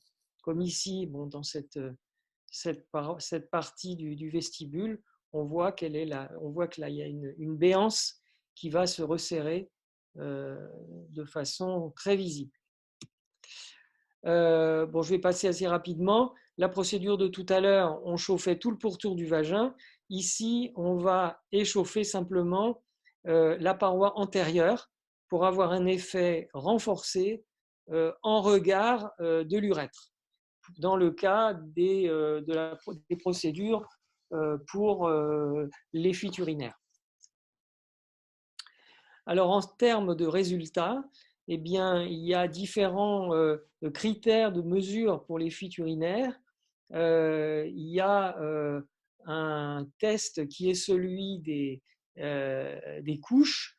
hein. Donc, on mesure le poids des couches avant et après un certain temps, et on va mesurer la prise de poids des couches pour savoir combien de volume il y a eu de fuite pendant la durée de l'essai. Et là, donc, on a des réductions en termes de quantité de fuite qui sont assez significatives. Il y a actuellement encore d'ailleurs des tas d'autres essais qui ont lieu. Il y a aussi des essais, des publications qui sont en cours au sein de l'association VELA France. VELA veut dire Vaginal Herbium Laser Academy. C'est une académie qui réunit principalement des gynécologues, qui est née en Italie et qui a, on va dire, des succursales maintenant dans différents pays qui existent. Alors, il y a aussi l'association VELA France qui s'est créée à l'initiative de David Elia, du professeur Druckmann et de différentes autres personnes qui l'ont rejointe depuis. Et il y a donc des essais cliniques et des publications qui sont en cours. Si vous avez besoin d'informations là-dessus, d'ailleurs, sur les activités de VELA, vous pourrez demander à Jean-Luc Bacchino qui coordonne tout ça. La muqueuse, on a vu tout à l'heure ce que ça faisait, muqueuse hypotrophique, voilà ce qui se passe. On a différentes photos d'histologie qui illustrent la même chose. Pour le prolapsus, évidemment, tout dépend du grade, hein, mais malgré tout, on peut avoir des améliorations assez significatives. Alors, comme le disait récemment David Elia dans une de ses présentations, ce qui est assez étonnant, c'est que quand on fait cette procédure pour des prolapsus, même si physiquement, on n'a pas des changements énormes, hein, des disparitions énormes des prolapsus, par contre, la symptomatologie peut énormément s'améliorer grâce à cette procédure. Donc, c'est un petit peu étonnant d'avoir une amélioration du confort des patientes, alors même que physiquement, l'aspect du prolapsus n'a pas énormément changé. Donc, il y a des choses qui se passent au niveau pelvien de façon globale qui sont intéressantes. Et puis, en gynéco, il y a des nouvelles gynéco et urologie, on peut le dire. Il y a des nouvelles applications. Alors, il y en a une qui est assez particulière. Il y a une pièce à main spécifique qui a été créée pour aller traiter dans l'urètre. Alors, ça s'adresse plutôt aux déficiences sphinctériennes. On va aller avec notre mode smooth, grâce à cette toute petite pièce à main très fine qui fait 4 mm de diamètre, on va pouvoir aller échauffer la région sphinctérienne tout le long de l'urètre. Il y a des pays d'ailleurs où, en cas de fuite urinaire, les gynéco-urologues font les deux procédures systématiquement, avec apparemment des résultats encore supérieurs. Mais pour ça, il faut avoir cette pièce à main qui est vraiment uniquement dédiée à ça. Alors, d'autres applications, ça peut être la dépigmentation vulvaire, vous voyez, hein, là, on passe des petits coups de laser superficiels pour enlever les couches cutanées ou muqueuses qui sont trop pigmentées au goût de la patiente. Ça donne des choses comme ça. Vous voyez que ça peut être intéressant. Il y a une demande qui est relativement importante pour des problèmes de ce type chez les maghrébines ou chez des femmes métisses, des africaines, etc. Ça peut être assez intéressant. On peut aussi tonifier les tissus. On a vu qu'on pouvait tonifier et repulper les lèvres de la bouche. On peut aussi le faire avec les lèvres vulvaires. Et vous voyez qu'ici, on peut corriger des béances. On peut redonner une tonification. On peut améliorer l'esthétique de la vulve grâce à cette procédure. Voilà aussi un cas. Alors là, j'avais pris la photo. Je n'ai pris la photo qu'après après être passé sur la grande lèvre gauche. Alors, la lèvre gauche vient d'être faite, la lèvre droite n'est pas encore faite, mais on voit comment les tissus arrivent à se repulper, sans injection bien entendu, au fil des séances. Donc, on voit qu'il y a une amélioration au niveau du relâchement et de la béance. Il y en a qui peuvent aussi utiliser le laser pour des labioplasties avec cette technique. Ce n'est pas forcément du goût de tout le monde, mais enfin, c'est quelque chose qui peut se faire. Et puis le lichen aussi, c'est une indication intéressante. Hugues Geoffrion, qui est un des grands utilisateurs de cette machine, commence à avoir une série relativement conséquente. il y va, il ablate tant qu'il y a de la sclérose, il ablate. Et il a des cas avec des reculs, un recul même de 2 ans maintenant, sans du tout de rechute et sans avoir eu du tout recours aux corticoïdes, bien entendu. Donc ça, c'est une indication qui peut être très bien.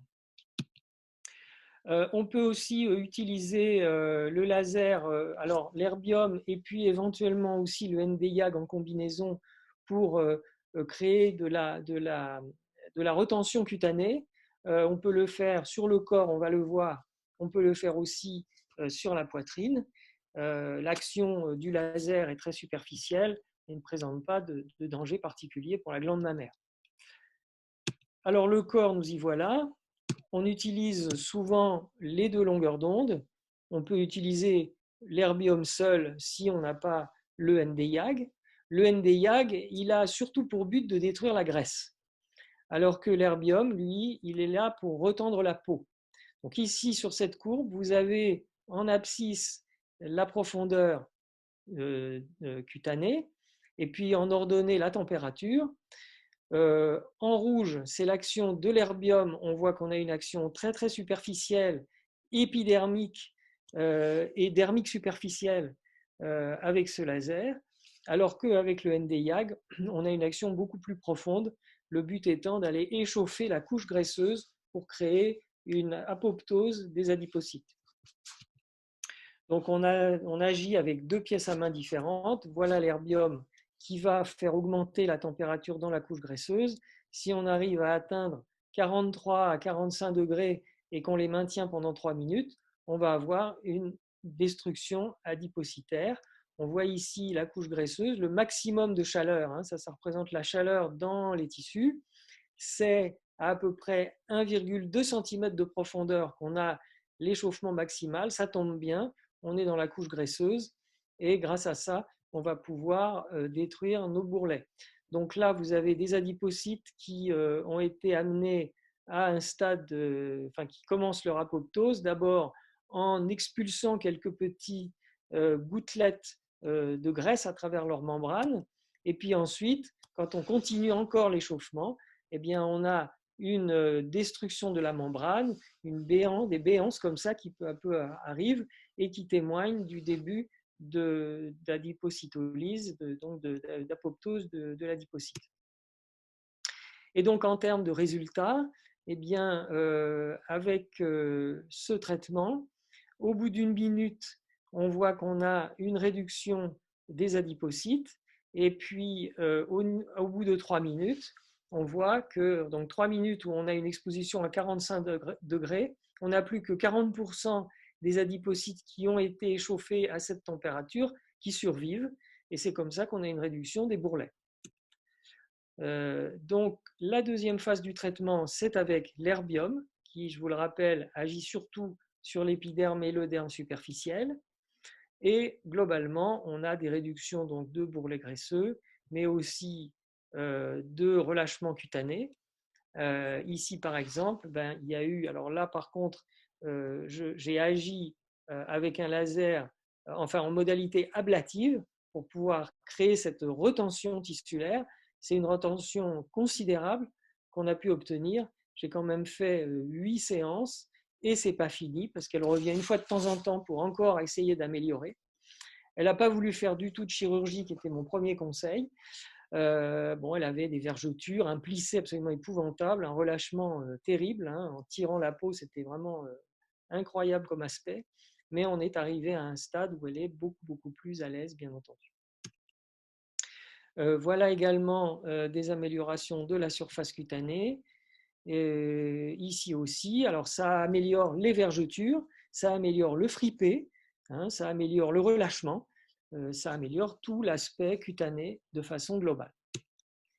Encore un cas comme ça. Le cou, vous voyez qu'on peut réduire le fripé du cou très bien. Le bras également, on peut le faire sur les ailes de chauve-souris et différents endroits du corps.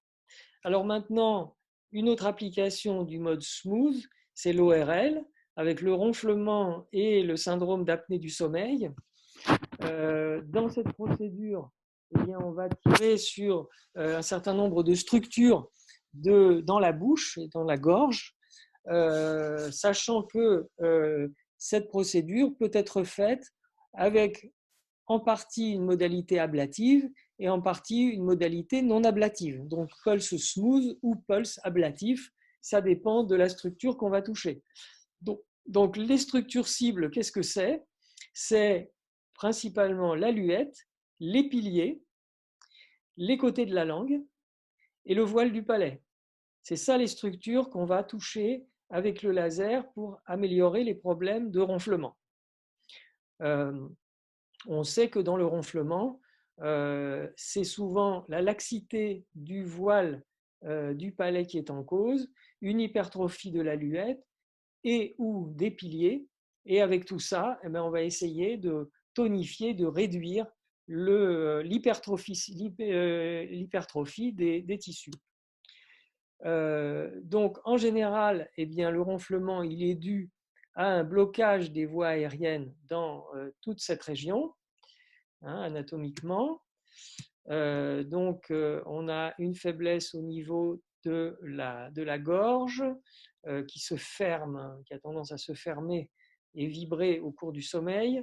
Il y a un problème aussi éventuellement de maxillaire hein, qui peut être en jeu, de la graisse, et puis des problèmes au niveau des orifices nasaux. Et tout ça avec les vibrations, l'alcool, etc. Surtout si on dort sur le dos, ça crée les vibrations du ronflement. Donc, nous, dans notre traitement, on va viser donc les structures, une partie des structures qui sont en cause dans le ronflement. Nous, on n'a pas accès à tout, évidemment, mais déjà, avec le laser, on va avoir accès à un certain nombre de structures. Donc, je vous parlais tout à l'heure de la tonification du palais, de la luette. Voilà ce que ça donne en avant et en après. Hein. Donc, on a ici certainement de l'ablation qui a été faite, hein, pas seulement de la tonification en mode smooth. Il y a de l'hypertrophie tissulaire qui a été traitée et donc qui permet de dégager considérablement les voies aériennes. Alors, il faut noter que c'est une procédure qui n'est pas spécialement douloureuse. Hein. On peut le faire sans anesthésie, toute cette procédure-là. Simplement, ce qu'il faut pour que ce soit pratique et qu'il n'y ait pas tout le temps la langue et puis la gorge, les structures de la gorge qui viennent nous gêner, on va mettre un dispositif, un écarteur de bouche pour pouvoir travailler tranquillement.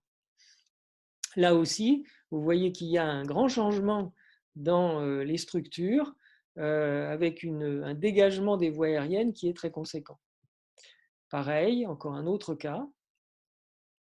Et en termes de résultats, eh bien, on a, à partir d'un certain questionnaire qu'on propose aux patients avec le degré de gêne, on questionne aussi la compagne hein, ou le compagnon, et puis on peut aussi faire des mesures objectives avec des polysomnographies ou avec certaines applications sur les téléphones portables pour connaître le nombre d'épisodes de ronflement, leur durée, le nombre d'épisodes d'apnée, leur durée, etc. Et on peut assez finement faire une espèce de photographie de la situation avant, après.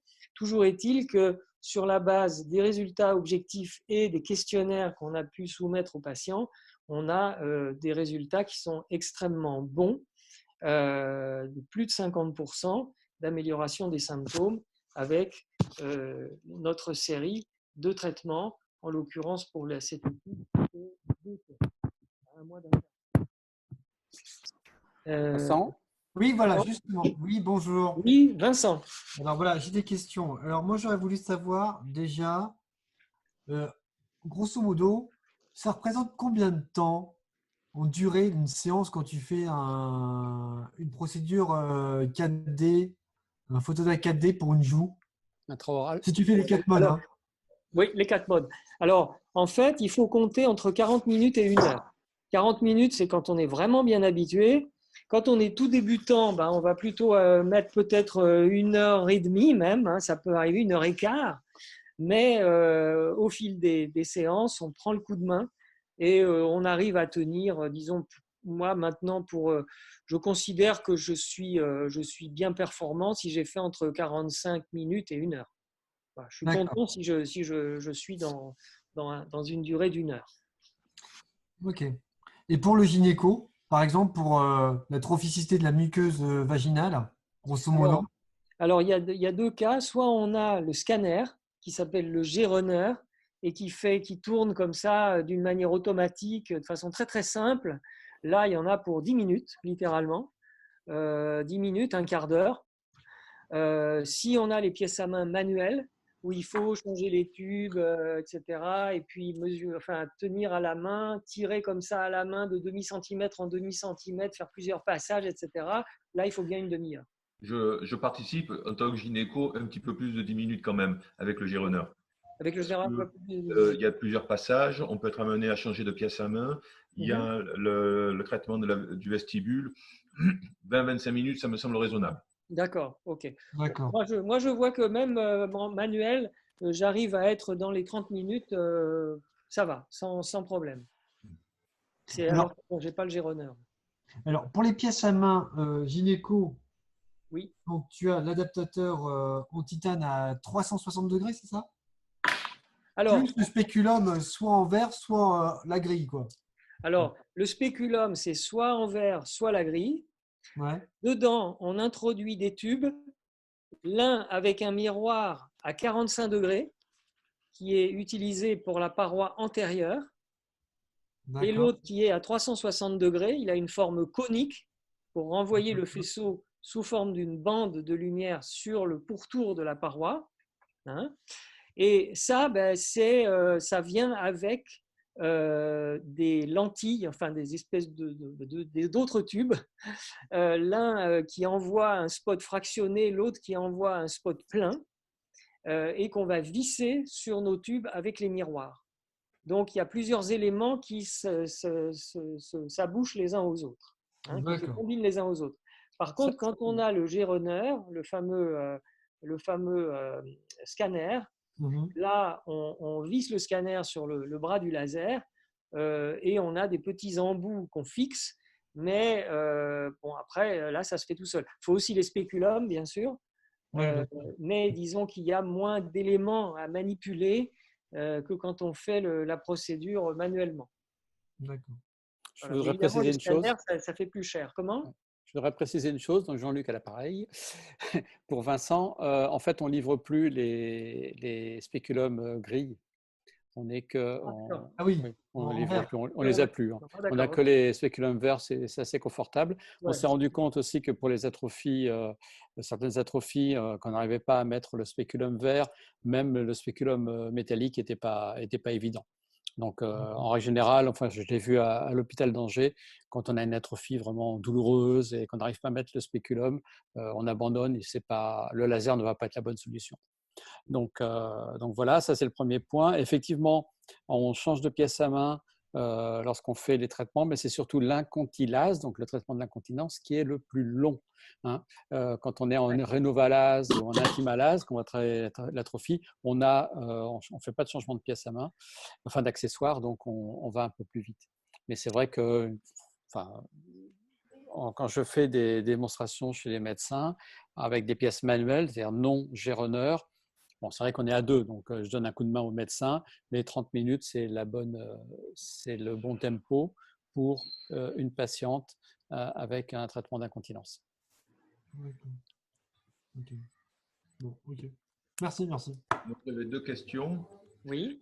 Est-ce qu'il serait possible d'avoir le protocole pour le traitement des grandes lèvres, donc en tant que gynéco, bien entendu, pour repulper les grandes lèvres, Oui. le protocole. Okay. Et au niveau, par contre, du traitement des paupières, quel est l'intérêt ou qu'est-ce qui fait choisir un traitement intrapalpébral ou un traitement externe? Alors, les traitements intrapalpébrales, c'est surtout quand il y a des poches sous les yeux.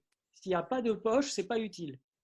On ne va ne faire qu'améliorer la texture de peau, s'il y a de la pigmentation, s'il y a du fripé, si c'est creux, etc. Là, la surface cutanée, c'est suffisant. Donc voilà, la conjonctive, c'est vraiment quand il y a de la poche graisseuse. D'accord. Merci. Mais rien n'empêche d'ailleurs de combiner les deux, hein. On peut faire versant muqueux et versant cutané. Mais aussi, si on traite que le versant cutané, on peut avoir un effet de retention qui arrive à écraser la poche. Il y a une des photos que je vous ai montrées, c'est le cas. C'était en ablatif sur le versant cutané. Il y avait une poche, elle a été très bien réduite. Mais cette poche sous l'œil, en le traitant au niveau cutané et non muqueux, avec le smooth qui réchauffe et qui amène, fait reprendre du volume, pourquoi on ne peut pas s'en contenter? Sur le versant cutané, Oui. On peut le faire aussi, le smooth sur le versant cutané, si on veut, hein. Voilà, ça On a le prend choix. moins de risques. Alors, moins de risques, oui, mais par contre, plus de séances. D'accord. Voilà, parce que quand on fait de l'ablation, on enlève des petits morceaux de peau qui, à la manière d'un emporte-pièce que tu utiliserais sur une surface de cuir, tu vois, par exemple, Oui. ouais, eh bien, il y a un effet de rétraction de la peau qui est lié à cette destruction partielle des tissus. Mais si on utilise le smooth, il n'y a pas d'action ablative. Il n'y a pas d'action ablative. Donc, je veux dire, c'est moins agressif. Oui. Alors, il y aura peut-être plus de séances, c'est tout. Oui. Et dans ce cas-là, il faudra utiliser quand même une coque oculaire dans la mesure où quand même l'herbium est quand même moins agressif par rapport au Nd:YAG. Alors, le Nd:YAG, alors attention, je ne sais pas si tu ne confonds pas deux choses. Le Nd:YAG, on peut s'en servir également, je ne l'ai pas dit, hein, mais il se trouve qu'on peut aussi l'utiliser pour réduire la graisse de la poche graisseuse. Certains le font, mais il ne faut pas oublier que le Nd:YAG, il a une pénétration tissulaire qui est très profonde. Donc, dans cette région de l'œil, c'est quand même un petit peu hasardeux d'utiliser le Nd:YAG. Par contre, avec l'herbium, tu peux avoir une action ablative où tu détruis du tissu. Ça, c'est le micro-short pulse, long pulse, etc., comme j'ai dit. Ou alors le smooth, qui lui n'est pas ablatif, qui est uniquement chauffant. Donc, non, ma question était entre l'herbium et le Nd:YAG. Il me semblait qu'avec le Nd:YAG, il fallait absolument, quelle que soit la zone traitée, utiliser des protections oculaires pour l'opérateur ainsi que pour la patiente, que ce soit des coques intra ou extra-oculaires. Alors que pour l'herbium, on peut plus facilement s'en passer parce que le faisceau est moins agressif. il est moins, on va dire, il est moins pénétrant dans les tissus. Si on tire sur l'œil directement, sur l'œil lui-même, évidemment, on blesse quel que soit le type de laser, ça c'est sûr. Mais si on tape, par exemple, sur une paupière supérieure, si on tire avec l'herbium sur la paupière supérieure sans mettre de coque, en fait, on risque rien parce que la peau de la paupière est suffisamment épaisse pour que le faisceau de l'herbium soit complètement éteint lorsqu'il arrive vers la profondeur de la peau, de la paupière. Mais par contre, le Nd:YAG, si on faisait ça, là, on est sûr qu'on flingue l'œil. Et donc, il y a deux types de coques. Il y a les coques qui sont les petites lunettes qu'on pose sur les paupières, sur l'œil globalement. Là, c'est quand on fait de l'épilation, par exemple, des choses comme ça. Effectivement, c'est important de protéger l'œil quand on utilise le Nd:YAG. Et il existe aussi les coques intraoculaires que, elles, on glisse sous les paupières en mettant du gel larme, en mettant des gouttes anesthésiantes, etc. La pose de la coque intraoculaire, elle est un petit peu délicate, hein. Et ça, moi, je le fais quand je fais la procédure sur la conjonctive palpébrale. Je mets toujours les coques intraoculaires, que je travaille à l'herbium, même si je travaille à l'herbium, je mets la coque intraoculaire. Par contre, quand je fais le versant cutané à l'herbium, là, je ne mets pas de coque intraoculaire. J'ai l'habitude suffisamment pour être sûr que je ne vais pas taper sur l'œil quand je fais mon tour des paupières. Tu as orienté le faisceau un peu vers l'extérieur. Enfin, voilà, je diverge, je m'éloigne du globe oculaire, je tire vers l'orbite osseuse pour être sûr que je vais pas… Pareil pour la patte doigt, donc pas besoin de coque ou autre. Non. L'herbium. Non. Et simplement, il faut mettre la pièce à main suffisamment près de la peau pas trop loin, parce que si le patient fait un mouvement, bah, il peut Ouais. prendre le coup de laser au moment où tu tires. Si Bien tu sûr. touches la peau, que tu es vraiment près de la peau, il n'y a pas de mouvement, même accidentel du patient, qui présente vraiment un risque. Ok. Après, bon, bah, c'est à chacun. Si on a un petit peu peur, ben, on les met, et puis c'est tout. Hein, c'est pas, Merci. Ouais. voilà. Merci. D'autres questions? On va faire 2 heures. D'autres questions? Tout, Nicolas Tout va bien. a balayé le sujet de l'erbium YAG. Bon, Bon. bah écoutez, je remercie tout le monde. Je vais mettre dans quelques jours cette vidéo en ligne. À très bientôt. Au Merci revoir à à vous tous. tous. Bonne soirée. Merci. Bonne Bonne soirée. Au revoir. Merci, au revoir. Merci beaucoup. Merci Au revoir. Dolly. Salut Au revoir. Dolly.